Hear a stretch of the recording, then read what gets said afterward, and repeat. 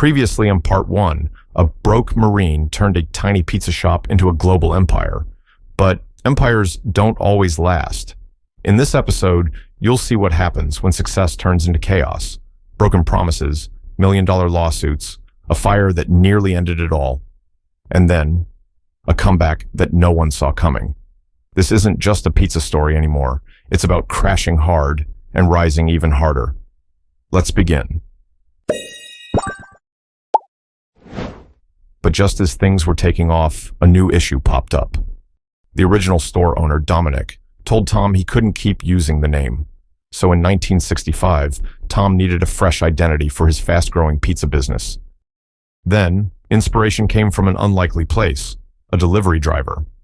"Why not call it Domino's?" the driver said. Tom paused. It clicked, short, catchy, memorable.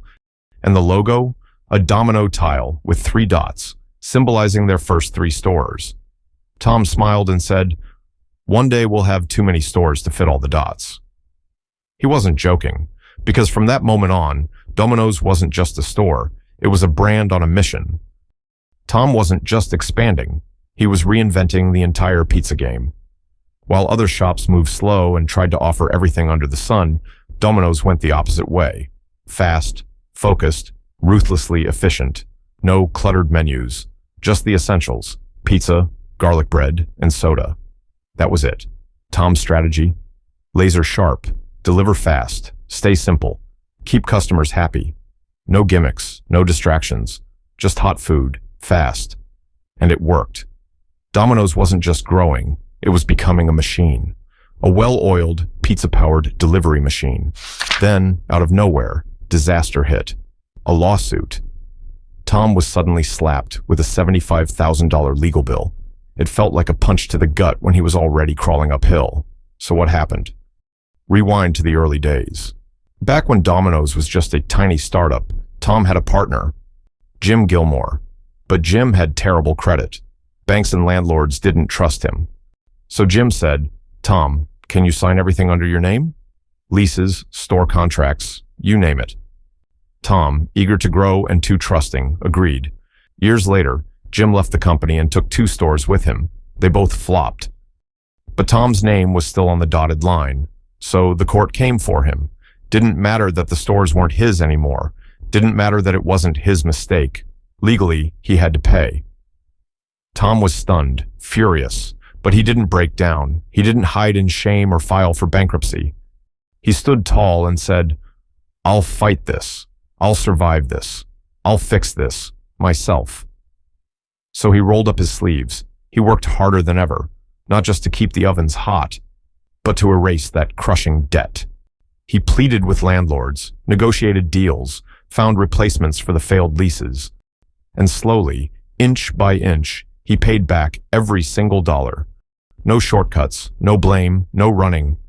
That lawsuit could have broken him, but instead it built something else, a man who could not be shaken. Domino's was no longer the little pizza joint around the corner. It had become a national empire. Hundreds of stores stretched across America like red and blue dots on a growing map. Domino's stood for speed, strategy, and success. And for late-night college students devouring pepperoni slices in dorm rooms, cities started competing to get a Domino's. Reporters lined up to talk to Tom. Business magazines hailed him as a genius, and the world gave him a new name, the Pizza King. But behind the applause, cracks began to form. Tom started to believe he couldn't fall. He stopped focusing on pizza and started chasing glitter, private jets, a mansion with gold-plated sinks, rare books stacked in libraries no one entered, luxury cars lined up like trophies. He even tried to buy the Detroit Tigers baseball team. This was the same man who once ate leftover pizza to survive, now living like a celebrity on a world tour. And here's the hard truth. When you forget what built your empire, the whole thing starts to wobble. Success without focus is just a house with no foundation, and storms were coming. It didn't take long for the cracks to split wide open. Domino's began stumbling, fast. The first problem? Overexpansion. Tom opened stores too quickly in places where no one even asked for pizza. The system got stretched thin, service dropped, deliveries ran late.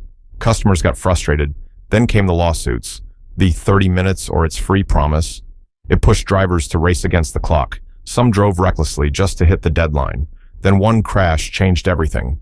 A serious accident turned into a major lawsuit. Domino's had to pay millions. The promise that once made them legends.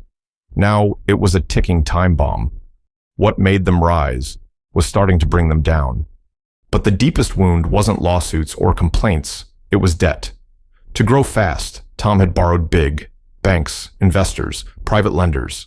The interest was a rising tide, and Domino's was sinking. At one point, they were losing $1 million a day, every single day. Tom tried to fight back. He returned to long hours, sold the sports cars, sold the private jet. But the damage was done. The fire had already caught. And then, quite literally, it did. In 1989, a Domino's headquarters went up in flames. Files gone, machines melted, staff shaken. Tom refused to quit. He rebuilt, he reinvested, he rehired. But the weight on his shoulders, it was finally starting to crush him. Tom was nearing 60. His health was fading. The dream that once lifted him was now wearing him down. One quiet night, he sat alone in his office. Just him and a photo of his mother, the woman who cleaned houses to raise 2 boys, the woman who never gave up, no matter how unfair life got. And staring into her eyes, Tom knew what he had to do. In 1998, he made a decision that stunned the business world. He sold 93% of Domino's to Bain Capital, a private equity firm led by Mitt Romney. The deal? $1 billion. Yes, the man who once survived on leftovers now had $1 billion to his name. But more than wealth, he finally had peace. Tom didn't spend the money on yachts or diamonds. He used it to build churches, to support schools, to lift up charities that served the forgotten. He once said, "I may not own Domino's anymore, but I'm still the man who built it from nothing, and that means everything to me."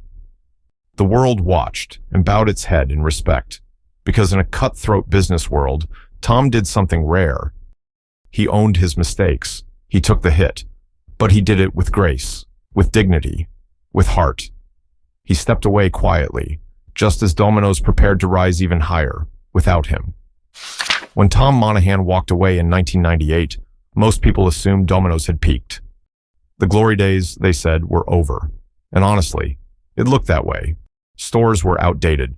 The pizza, bland and boring. Rivals like Papa John's and Pizza Hut were rising fast.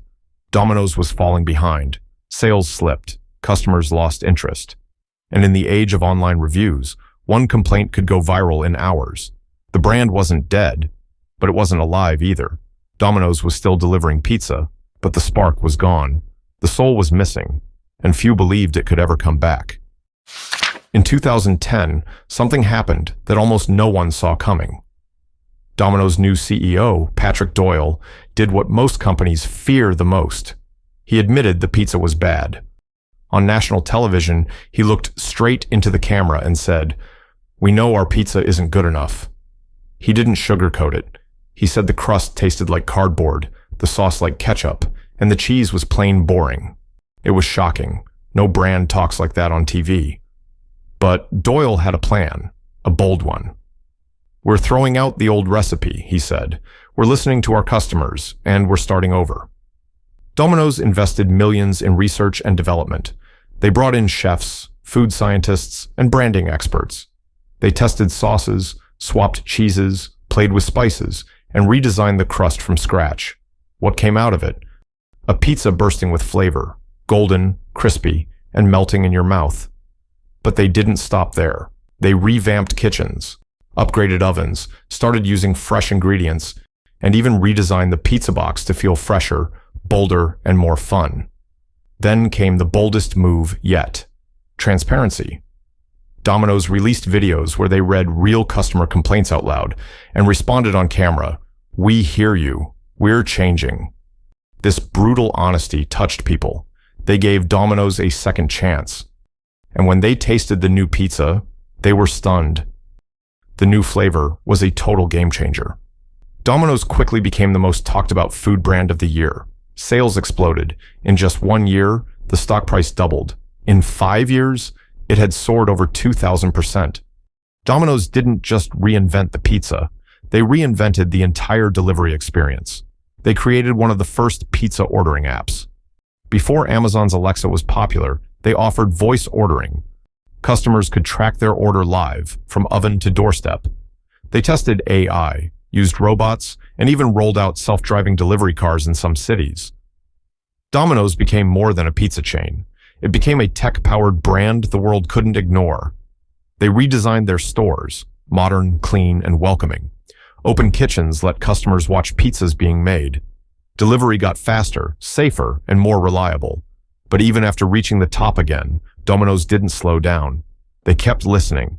They expanded their menu, adding pasta, cheesy bread, lava cakes, and chicken wings. Today, Domino's operates in over 90 countries, with more than 20,000 stores, delivering over 3 million pizzas every single day. The company's net worth?